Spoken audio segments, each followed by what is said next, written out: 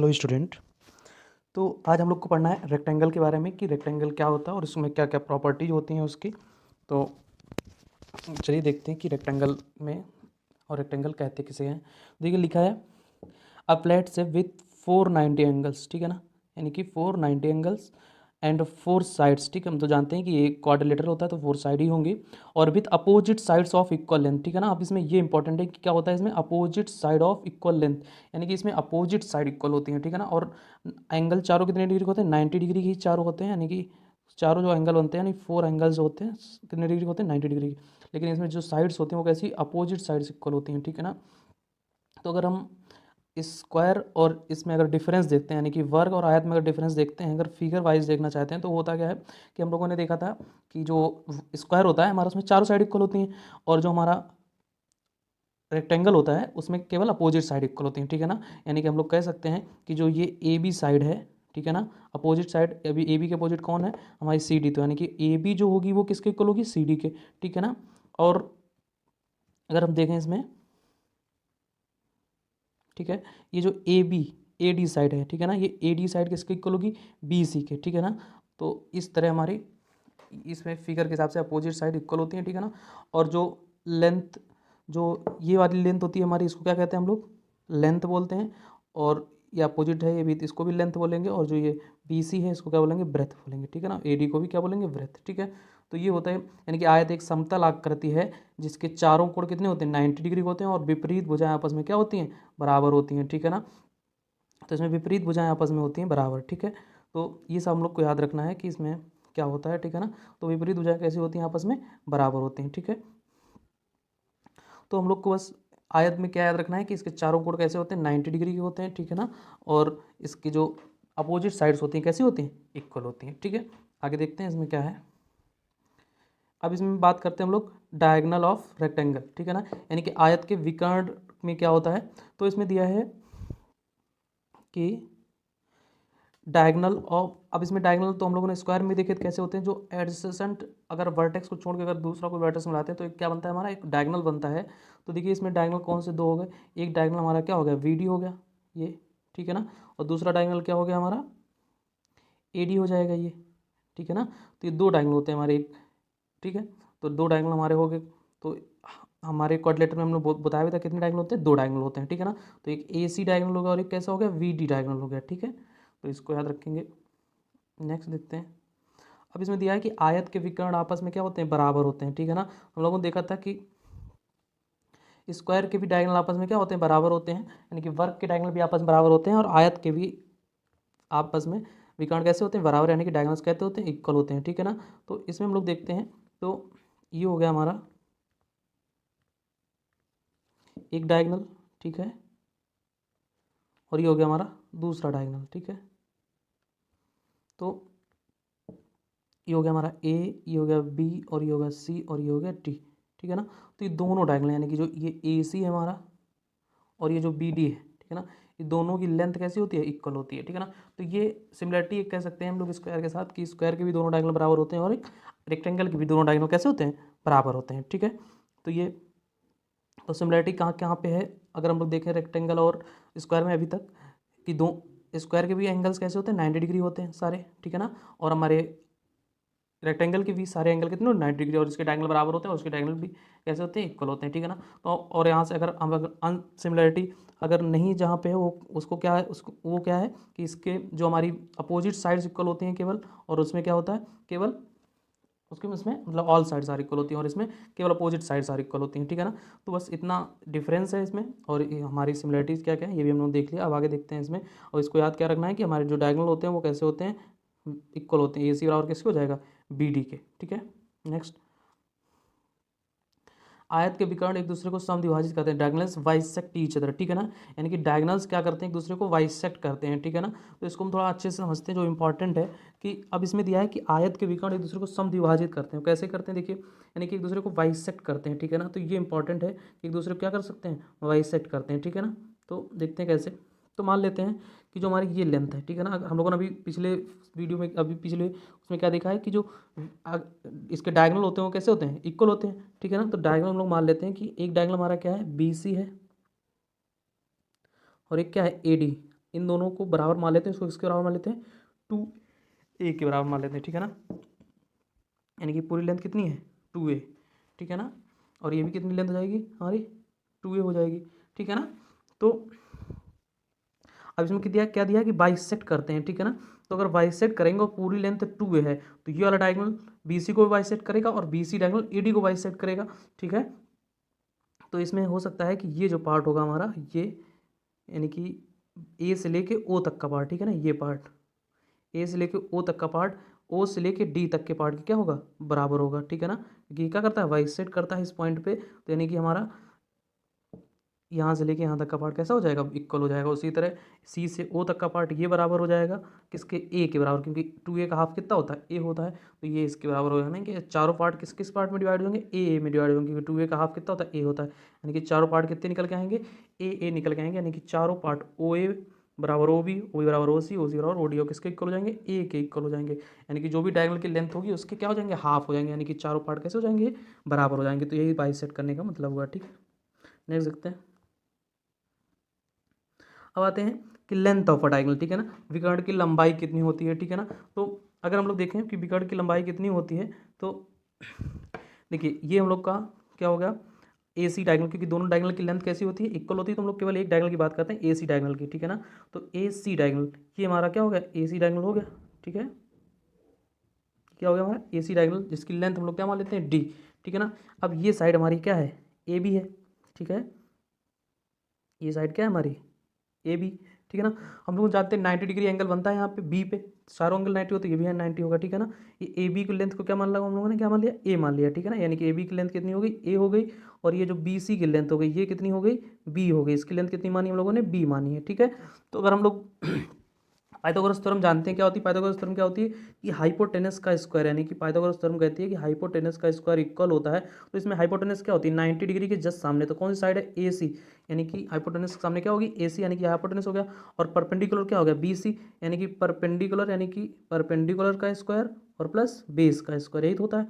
ये होती है हमारी पाइथागोरस थ्योरम, ठीक है। तो यही अगर हम थ्योरम देखिए यही लिखिए पाइथागोरस थ्योरम क्या लिखिए कि हाइपोटेनस का स्क्वायर इक्वल्स टू बेस का स्क्वायर प्लस परपेंडिकुलर का स्क्वायर, और हाइपोटेनस क्या है हमारा AC, तो हम लोग हाइपोटेनस क्या रख देंगे AC, बेस क्या है हमारा AB, तो बेस की जगह AB रख देंगे, और परपेंडिकुलर क्या है BC, तो BC रख देंगे P की जगह, ठीक है। तो यहाँ से AC की लेंथ हम लोगों ने कितनी मानी है D, ठीक है, तो D रख देंगे, और AB जगह क्या रख देंगे A, और BC जगह क्या रख देंगे B, ठीक है। तो इससे क्या निकल के आएगा कि D स्क्वायर इक्वल्स टू हमारा कितना हो जाएगा A square plus B square, ठीक है ना। तो यहाँ से क्या निकल के आ जाएगा ये कुल मिला के हमारा कि हमारा कितना हो जाएगा ये कि D, अब ये स्क्वायर है तो जाके अंडर रूट लग जाएगा, तो D इक्वल्स टू कितना हो जाएगा under root A square plus B square, ठीक है ना। तो ये हमारी लेंथ होती है डायगोनल की कि D बराबर हमारा क्या होता है under root A square plus B square, ठीक है ना। तो इसको अच्छे से याद रखना हम लोगों को कि कैसे आया और क्या होता है, ठीक है ना। तो ये होता है हमारा डायगोनल, ठीक है। तो इसको अच्छी तरह से याद रखें कि डायगोनल लेंथ क्या होती है बेस का स्क्वायर प्लस परपेंडिकुलर स्क्वायर और उसका अंडर रूट, ठीक है। तो आगे देखते हैं नेक्स्ट इसमें क्या है। अब देखिए जैसे मान लेते हैं हम लोग अगर एक क्वेश्चन इस पर और करके देखते हैं क्या होता है कैसे निकालेंगे। मान लीजिए ये हमारा क्या हो गया एक रेक्टेंगल हो गया, ठीक है ना, और ये हमारा हम लोग डायगोनल खींच लेते हैं एक इसमें, ठीक है। ये हमारा क्या हो गया एक डायगोनल हो गया, और यहाँ पे हम लोग जानते हैं कितने डिग्री का एंगल बनता है 90 डिग्री का एंगल बनता है, ठीक है ना। ये कितने डिग्री एंगल होता है 90 डिग्री का, ठीक है। तो अगर इस साइड को हम लोग कितना मानते हैं 4 मान लेते हैं, ठीक है, और इसको कितना मान लेते हैं 3 मान लेते हैं, ठीक। और ये हमारा क्या हो गया डायगोनल हो गया, तो डायगोनल की लेंथ क्यों क्या मान लेते हैं हम लोग D मान लेते हैं, ठीक है ना। तो ये ट्रायंगल आपको नजर आ रहा है, तो इसे हम लोग क्या लगाएंगे D इक्वल्स टू कितना हो जाएगा D की लेंथ कितनी है अंडर रूट 3 का स्क्वायर प्लस 4 का स्क्वायर, तो D इक्वल्स टू कितना हो जाएगा 9 और 4 का स्क्वायर 16, तो D की वैल्यू कितनी हो जाएगी यहाँ से 9 और 16 कितना तो 25, तो D की वैल्यू कितनी हो जाएगी यहाँ से 5, ठीक है ना। तो इस तरह हम लोग डायगोनल की क्या कर सकते हैं लेंथ निकाल सकते हैं। इसके ऊपर हम लोग और क्वेश्चन करेंगे अच्छे अच्छे, लेकिन नेक्स्ट क्लास में करेंगे वो। आगे देखते हैं आयत का परिमाप, ठीक है ना, यानी कि पेरीमीटर ऑफ रेक्टेंगल क्या होता है। तो पेरीमीटर ऑफ रेक्टेंगल अगर हम लोग बात करें तो हम लोगों ने बात भी की थी कि किसी का भी पेरीमीटर निकालने के लिए क्या होता है सम ऑफ ऑल साइड्स करते हैं, यानी कि जितनी भी साइड होती है उनको क्या करते हैं हम लोग आपस में ऐड करते हैं, ठीक है ना। तो ये हो गया हमारा एक रेक्टेंगल हो गया, ठीक है। तो जिसकी साइड ये एक ए बी है, जिसकी लेंथ को हम लोगों ने क्या माना एल, ठीक है ना। तो अगर ए बी एल होगी तो हमारी हम लोग अपोजिट साइड भी जानते हैं कितनी होगी, एल लेंथ की होगी, ठीक है ना। अगर हम लोग बी सी साइड को बी मानते हैं, यानी कि इसके अपोजिट कौन सी साइड है, ये ए डी, तो इसकी भी लेंथ क्या होगी, बी ही होगी, ठीक है ना। तो अगर हम लोग पेरीमीटर देखते हैं तो पेरीमीटर क्या है, सम ऑफ ऑल साइड्स, तो सम ऑफ ऑल साइड मतलब पी लिखेंगे, और ये 2 एल है हमारे पास, ठीक है ना। तो एल प्लस एल और 2 बी है, तो बी प्लस बी। अब पी बराबर क्या हो जाएगा यहाँ से, 2l प्लस 2b, यानी कि एल को एल में जोड़ेंगे तो 2l होगा, बी को बी में जोड़ेंगे तो 2b हो जाएगा, इक्वल्स टू क्या हो जाएगा, पी इक्वल्स टू, हम दोनों से 2 कॉमन ले लेंगे तो क्या हो जाएगा, 2l प्लस बी, यानी कि हमारा जो पेरीमीटर होता है वो कितना होता है, 2 ब्रैकेट l प्लस बी, ठीक है ना। तो उसको अच्छे से हम लोग याद रखेंगे, ठीक है। तो ये सम ऑफ ऑल साइड्स हमेशा याद रखेंगे, ठीक है ना, हर एक उसमें लगता है, हर एक पॉलीगन में। तो हम लोग इसको एक बार क्वेश्चन करके देखते हैं कोई भी। जैसे ये हमारा क्या हो गया, एक पॉलीगन हो गया, ठीक है ना, एक हमारा रेक्टेंगल हो गया, ठीक है। तो ये हमारा एक रेक्टेंगल हो गया। तो अब इसमें हम लोग मान लेते हैं कि ये साइड हमारी 6 है, ठीक है ना, और ये साइड हमारी 5 है, ठीक है ना। ये हमारी साइड कितनी है, 6, और ये कितनी है, 5। अगर ये 6 है तो इसके अपोजिट साइड कौन सी है, ये, तो यानी कि ये भी कितनी हो जाएगी, 6 हो जाएगी, और इसके अपोजिट 5 ये है, तो ये भी कितनी हो जाएगी, 5 हो जाएगी, ठीक है। तो पेरीमीटर हम लोगों ने अभी देखा क्या होता है कि पेरीमीटर बराबर क्या होता है, 2l, एल कितनी है हमारी, 6 है, ठीक है ना, 6, और बी कितनी है हमारी, 5 है, तो प्लस 5, ठीक है। तो ये कितना हो जाएगा, P equals to 2 into 6 plus 5 कितना हो गया, 11। तो पी की वैल्यू कितनी जाएगी, 22, यानी कि हमारा पेरीमीटर कितना हो गया, 22। वैसे भी जोड़ सकते हैं 6 और ये 6 कितना है, 6 और 6 कितना हो जाएगा, 12, ठीक है ना, ये 12 हो गया, और 5 ये, और 5 ये, 5 5 कितना हो गया, 10, तो 10 ये हो गया, ठीक है ना। तो 12 और 10 कितना हो गया, 22। तो बिना फार्मूले के भी इसको हम लोग पेरीमीटर निकाल सकते हैं, ठीक है ना। तो बस फार्मूला याद रखेंगे कि पी इक्वल्स टू क्या होता है, ब्रैकेट 2l प्लस बी, ठीक है। नेक्स्ट अब लोग देखते हैं आयत का क्षेत्रफल, एरिया ऑफ रेक्टेंगल, ठीक है ना, ठीक है। तो एरिया ऑफ रेक्टेंगल क्या होता है, अगर ये साइड भी हमारी एल हो जाएगी, ठीक है ना, ये साइड हमारी ए बी की लेंथ कितनी है, एल है, ठीक है ना, यानी कि लेंथ कितनी है इसमें, एल, ठीक है ना, और ब्रेथ कितनी है इसमें, बी है, ये ब्रेथ हो गई, ठीक है ना। तो ये ब्रेथ हमारी कितनी हो गई, बी। तो देखिए हमारे स्क्वायर में क्या था, ए इंटू ए था, यानी कि जो साइड नीचे थी, जो हमारी लेंथ थी वही ब्रेथ भी थी, तो ए इंटू ए हो गया। लेकिन इसमें लेंथ और ब्रेथ अलग अलग है, तो एरिया ऑफ रेक्टेंगल क्या होता है, लेंथ इंटू ब्रेथ, ठीक है ना। तो अगर ये लेंथ हमारी एल है, ब्रेथ बी है, तो क्या करेंगे एरिया में, एल इंटू बी। अगर यहाँ पे स्क्वायर होता तो दोनों साइड इक्वल होती, तो ए इंटू ए हो जाता है वो, ठीक है ना, ए इंटू ए। लेकिन यहाँ पे लेंथ और ब्रेथ अलग अलग होती है, तो एरिया कितना निकल जाएगा, एल इंटू बी, ठीक है। जैसे हम लोग मान लेते हैं, ठीक है ना, मान लेते हैं ये हमारा क्या होगा, एक रेक्टेंगल, ठीक है ना, इसकी लेंथ ये कितनी है, 5, ठीक है, ये लेंथ कितनी हो गई, 5, और ये लेंथ कितनी हो गई, 4, ठीक है ना। तो लेंथ हमारी हो गई कितनी, ये लेंथ हो गई, और ये क्या हो गई, ब्रेथ हो गई, ठीक है ना। तो अगर हम लोग एरिया निकालते हैं तो एरिया फॉर्मूला क्या होता है, एल इंटू बी, यानी कि length into breadth, A equals to कितना हो जाएगा, 4 इंटू 5, यानी कि ए इक्वल्स टू कितना हो जाएगा, 20, ठीक है। तो इसको अच्छी तरह से याद रखेंगे, ठीक है। नेक्स्ट देखते हैं, ठीक है।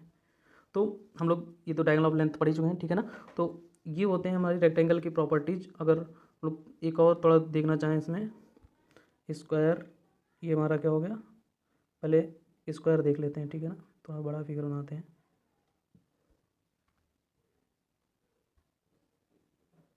ठीक है।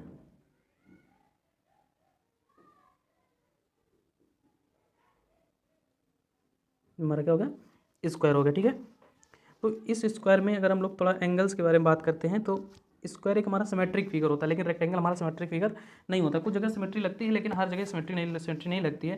लेकिन हमारी ये जो रेक्टेंगल होता क्या है, जैसे मान लेते हैं ये हमारा डायगनल हो गया एक, ठीक है, एक डायगनल हो गया। तो हम लोग जानते हैं, अब हमेशा याद रखिएगा कि जो स्क्वायर में होता है, हम लोग जानते हैं कि ये एंगल कितने कितने डिग्री के होते हैं, 90 डिग्री के होते हैं। सभी एंगल कितने कितने डिग्री के होते हैं, 90, ठीक है ना। ये भी 90, ये भी 90, और ये भी 90, यानी कि चारों एंगल कितने, और इसके जो डायगनल होते हैं वो भी एंगल को भी बाइसेक्ट करते हैं, ठीक है ना, आपस में। यानी कि ये जो एंगल होगा ये भी 45 डिग्री होगा, और ये भी कितना होगा, 45 डिग्री होगा, ये भी 45 डिग्री का होगा, और ये भी 45 डिग्री का होगा, क्योंकि सिमेट्रिक दिखाता है। तो ये भी 45, ये भी 45। उसी तरह अगर हम लोग दूसरा डायगनल खींचते हैं, ठीक है, तो दूसरा डायगनल अगर हम लोग इसमें बनाते हैं, तो दूसरा डायगनल भी एंगल्स को क्या करेगा, उसी हिसाब में, उसी मतलब रेशियो में डिवाइड करेगा, ये भी 45 हो जाएगा, ये भी 45 और ये भी 45 और ये भी 45, ठीक है ना।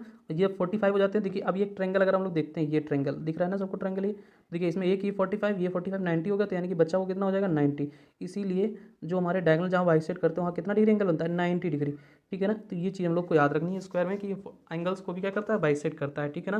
लेकिन अगर हम लोग यही चीज़ स्क्वायर में देखते हैं तो स्क्वायर में ऐसा नहीं होता है, ठीक है ना। स्क्वायर में स्क्वायर सिमेट्रिक फिगर है लेकिन हर एक जगह से नहीं होता है सिमेट्रिक, ठीक है ना। तो अगर हम लोग इसमें डायगोनल बनाते हैं तो देखिए ये डायगोनल हो गया, ठीक है ना। तो ये डायगोनल इसका हो गया एक, ठीक है। तो अब एक और डायगोनल बना लेते हैं इसमें, ये डायगोनल हमारा दूसरा हो गया, ठीक है। अब देखिए हम अगर बात करते हैं तो देखिए यहाँ पे क्यों नहीं ऐसा होता है, यहाँ पे ये तो 90 डिग्री होते हैं चारों, हम लोग जानते हैं, ठीक है ना, कि अभी हम लोगों ने पढ़ा है कि 90 डिग्री होते हैं। लेकिन अब देखिए यहाँ पे आपको दिख रहा हो ये एंगल और एक एंगल ये, ठीक है ना, दिख रहा है ना सबको। तो ये जो दो एंगल होते हैं, एक ये एंगल हमारा,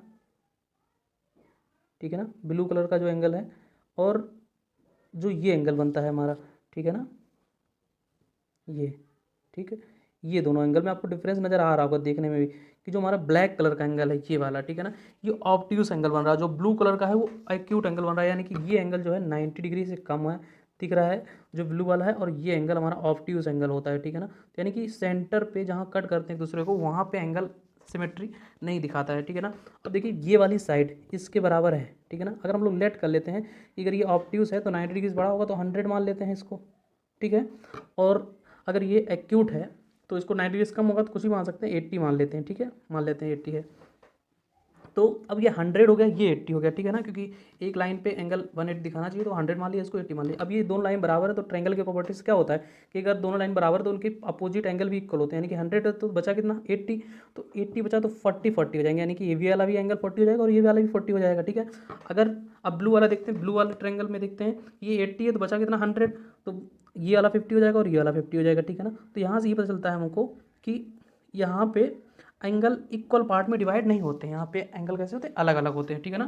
तो इस बात को याद रखेंगे कि एंगल हमारे हाफ आर्म में डिवाइड नहीं करता है डायगोनल, ठीक है ना, एक दूसरे को बाइसेक्ट करते हैं ओ पे, ना कि 90 डिग्री भी नहीं कट होते हैं, ठीक है। तो ये डिफरेंस है एक हमारा रेक्टेंगल और स्क्वायर में, ठीक है। थैंक यू, आज के लिए इतना ही रखते हैं, अगली क्लास में हम लोग इसके रिलेटेड क्वेश्चन करेंगे, ठीक है। Thank you.